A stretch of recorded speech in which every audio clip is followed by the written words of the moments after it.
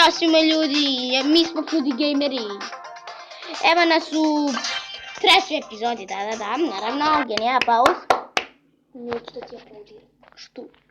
Da vidim što. Pa čekaj malo, još 5 minuta. Ti ćeš da kažete šta se ja sad nešto. Alo, jesi ti normalan?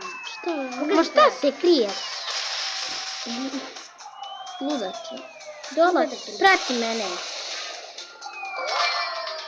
Martin. Oj, ovi ista ekipa kao mi. Bukvalno idu one bombe. Bukvalno imaju istu. Krpi se prečeli. Dobro. Ti ćeš meni nešto. Tako je. Ovo samo sedi tu, se ducka. Ćao. Treba njih da pucaš, ne mene. Eto. O, moraš na daljinu da pucaš. Zato što može... Ajde. Idem na bombu. Ne. Ćao, da. Ma idi ću, Opa, leti, ajde. ma letiš ti nigde. Idem na bombu.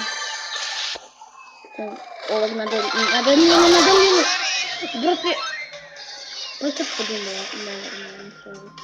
Alo, beži. Ovo nenormalni. Pa gdje se radi? Eto, kaži će vam pomeri. Vidi ovako, zbog nas ima spet. Beži od bombe, što ti normalno. Nisam.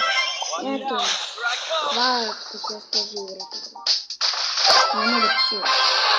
Meni kaže. Ajde. Da samo jedan.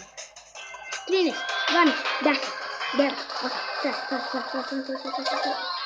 7, Pa izgubili smo zato što je umro. To nije normalno.